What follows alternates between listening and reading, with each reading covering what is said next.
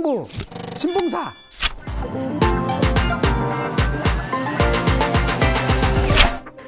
우리가요, 거리가 있어야 돼요.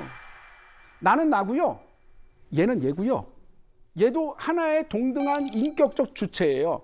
그런데 많은 부모님들이 뭐라 하냐면 내 배 아파 내가 난 새끼 내가 잘 알지 라고 생각하세요. 사실은 내 배 아파 내가 난 새끼 내가 더 잘 알지가 맞지 않아요. 그리고 내 배 아파 내가 난 새끼 내가 더 잘 알면 안 돼요. 사랑하면 무조건 가까이 있으면 되는 줄 알고요. 그렇지 않잖아요.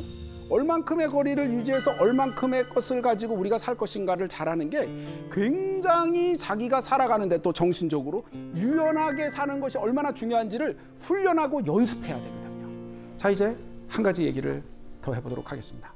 우리가 너무 잘 아는 사람, 흥부와 심청전의 신봉사. 요 둘은 네. 어떻게 다른가를 한번 얘기해 보도록 하겠습니다. 흥부는 가난했어요. 왜 가난했을까요? 아이가 많아. 우리 여태까지 자식 얘기를 너무 많이 하다 보니까 자식들이 많아서 맞습니다.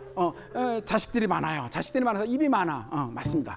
자식이 뭐 이야기마다 다른데 보통 몇 명이 있냐면 10명도 있고 12명도 있고 그렇습니다.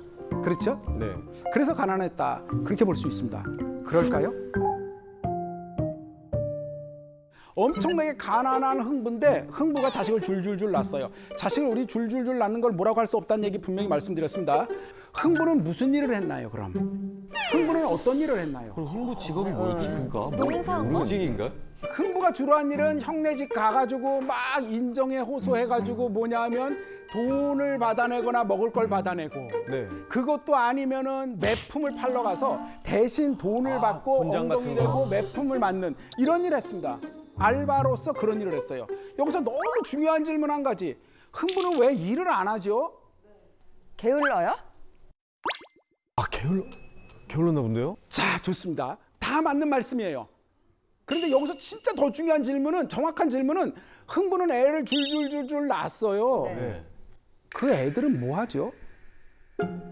우리는 흥부전 이야기에서 자식들이 뭐 했다는 얘기가 하나도 없습니다. 진짜 그렇네. 흥부들은 자식을 쭉 낳는데 이 자식들은 다 어떠냐면 앉아가지고 아버지가 매 맞고 왔어요. 좋아라. 그래서 그거 밥 먹는 거야.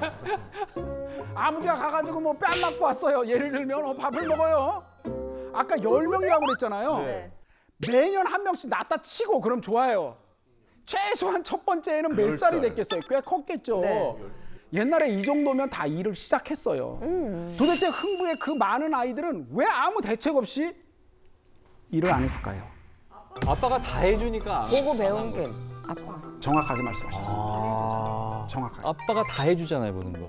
매 맞고 와서 밥 먹여주고 본인들이 의지가 없는 거죠. 아빠가 다 해주니까. 정확한 겁니다. 자, 이제 우리는 잠시 여기서 요만큼을 두어두고요. 이제 신봉사로 가겠습니다. 신봉사 보면 정말 답답합니다. 그냥 어떻게 사람이 이럴 수 있나 싶어요. 그냥 우리가 알고 있는 그거잖아요. 대책이 없어요. 그러니까 너무 답답하다는 거예요. 자, 신봉사가 얼마나 대책이 없냐. 애가 낳잖아요.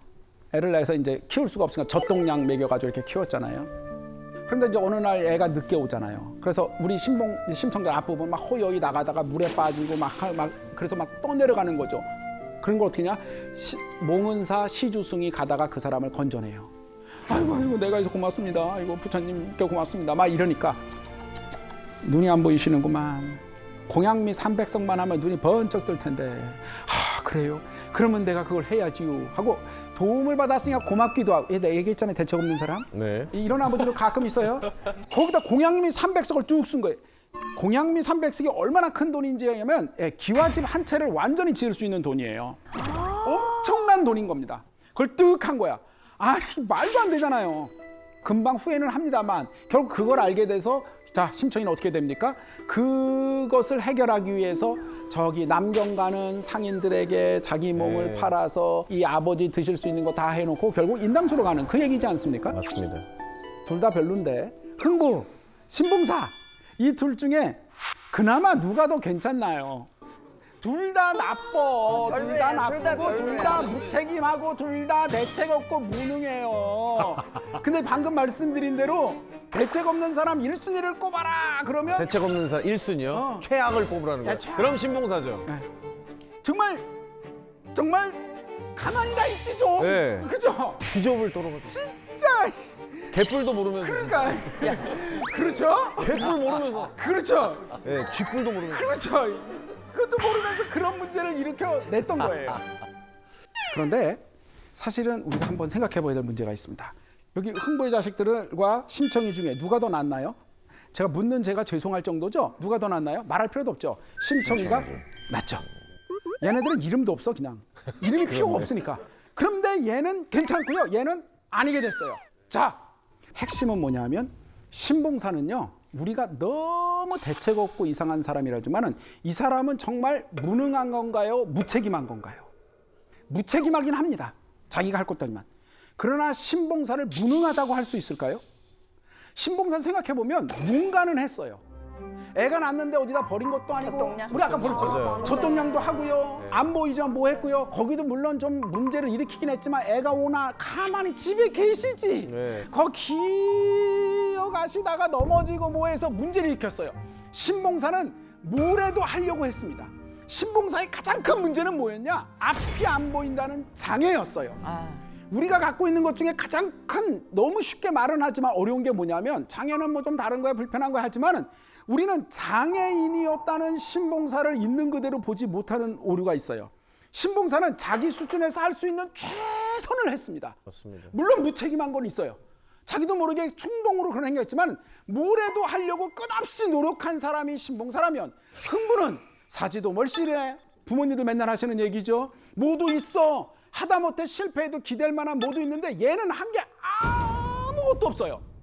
그 아버지를 보고 자랐던, 다시 말하면 무책임할 뿐만 아니라 얘는 무능하기까지 한 흥부와 정말 무책임할지는 모르지만 무능하지 않았던 그 아버지 신봉사, 그 둘이 키워낸 자식들은 전혀 다른 삶을 살았어요. 어머 진짜 그러네. 그치. 어머나. 그 생각을 못했어. 예. 어머나. 콩 심은 데 콩나고 팥 심은 데 어머나. 팥납니다.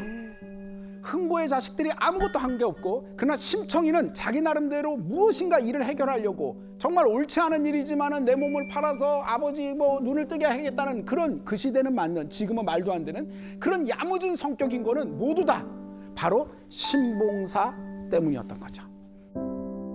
사실 저도 어쩌다 보니 어른이 됐잖아요.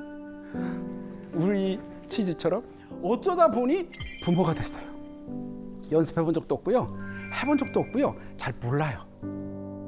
결국 고전 얘기는 옛날 얘기예요. 그러나 그 옛날도 인간이 살았고요. 그 인간이 사회 속에 살았고요. 그 인간의 본성은 변하지 않습니다. 그리고 오늘도 우리가 살고 있고요. 우리의 삶과 우리의 본성과 결코 다르지 않습니다. 다양한 관점에서 고전을 읽다 보면 그 속에 있는 진정한 참된 속뜻을 발견하게 되고, 오히려 우리가 놓치고 있는 현실의 문제를 풀 수 있는 깊이 있는 열쇠가 담겨 있다고 할 수 있겠습니다. 우리 모두 다 같이 그러한 마음으로 삶의 해답을 얻으시기를 바랍니다.